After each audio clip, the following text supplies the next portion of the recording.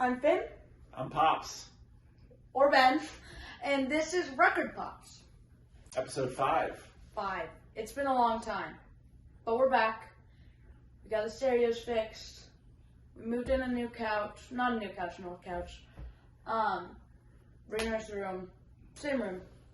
We've got an updated stereo for listening on as well. And we have like a nice new stereo. So, today, first, we'll be sharing mine. Foo Fighters Medicine at Midnight.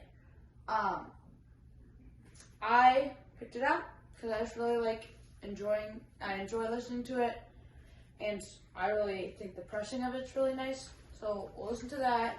And it's kind of like new rock. It's not old rock. So listen to that and come back to you. We're back. We're back. I liked it, I mean, I've been listening to the Foo Fighters for a long time now. Probably, I guess, since college. And they put stuff out, and I always think it's got some good parts. We listened to 2 songs. We listened to track 2, side A, Shame Shame, and then track 4, side 2, Waiting on More.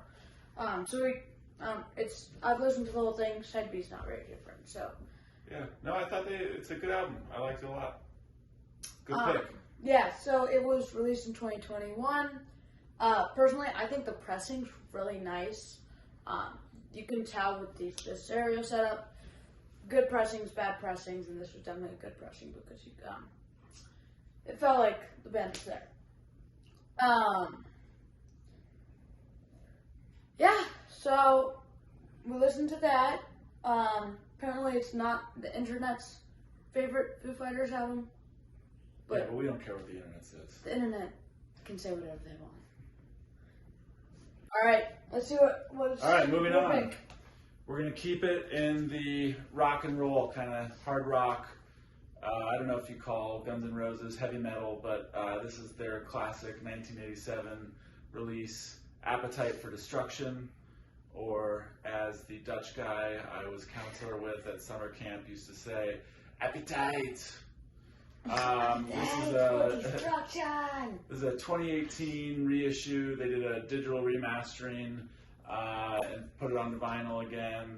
Bought this over at Best Buy one day when I was just randomly at Best Buy. Well, weren't we at Best Buy because we were getting what's holding the phone for Record Pops? That could be. I got the 21 Pilots album. Wow, good memory. That is... Circles and wheels within wheels here. We bought the phone stand to do Record Pops the same time we bought this album. Yeah. And I did not think of that, but you can't tell it's on. A nice gatefold, double disc.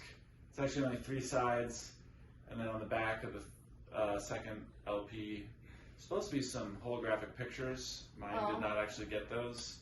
I have a record like that. Yeah. So classic rock and roll.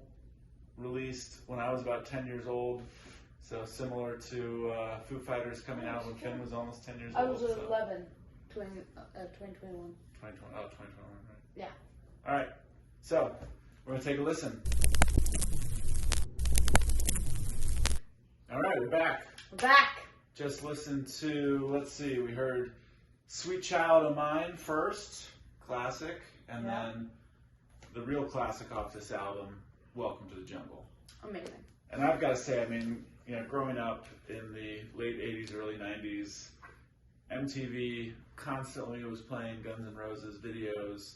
You heard this all over the place.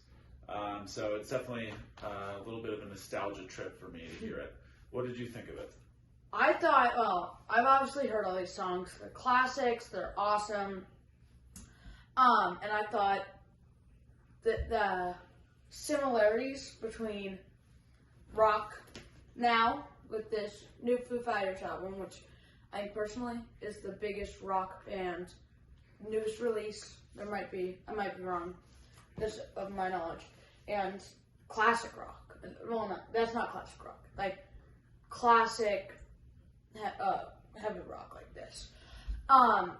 And I think it's really, the similarities are so obvious. Like, and the inspirations are so obvious. Where like the Foo Fighters were obviously around, like I don't know, but they were obviously around when Guns N' Roses were still popular, I think. And so there was obviously inspiration. I mean, with the singing, it's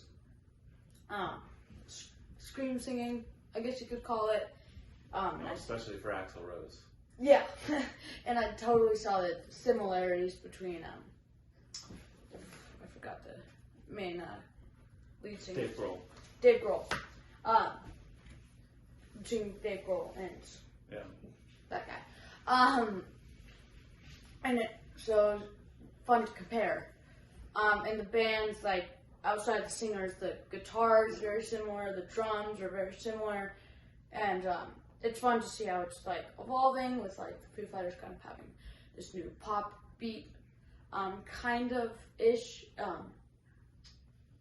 and like as this rock category evolves. Yeah, and I was kind of blown away when I realized that this came out 35 years ago. Yeah. In 1987, and here's our dog Gracie saying hello. You've been in a So we video go before. 35 years ago, and then Foo Fighters came out of the grunge world and Nirvana and the Seattle sound, which really was kind of a reaction to the LA heavy metal of Guns N' Roses, and kind of changing away in the early 90s away from what was happening in the late 80s. So definitely, like Finn was saying, a linear progression from one to the next. So that's kind of fun to hear. Yeah, but it's not just linear, it's fluid. It's like always changing, because it's not one solid thing, because there's different bands with their own sounds. Especially with these tracks. Oh, hi, Crazy. How about you get down? I know you get down. Yeah. Bye. With the Foo Fighters sound, with the two tracks we listened to, which was very obvious, and then the Guns N' Roses sound, which is with the two tracks we listened to on that one, is also very obvious. And so that's why it's fluid, because every single band has its own sound, so it can't be defined exactly. But like the grunge era and the late 80s era is pretty definable. Yeah, all right. That's it. Well, that was fun. Yeah. Thanks for tuning in to another Record in. Pops. Here's our two albums we did. We did Foo Fighters, Medicine at Midnight, Shame Shame, and Waiting on More. And then Guns N' Roses, Appetite for Destruction. And, Oh, the songs. yeah, the songs. Sweet Child of Mine and Welcome to the Jungle. So we hope you had fun. That was really awesome. We're glad to be back. We won't say we are doing weekly uploads, because it's going to be an inconsistent schedule. But in the future, we'll surprise you. Yeah, in the future, expect, because summer, we hope to have a few more. This guy's still got to work. So I'm going to say maybe every 2 weeks, 3 weeks, every week or so, around the weekends, we'll release. And that's not definite, though. Don't rely on us. But thanks, and see you next time.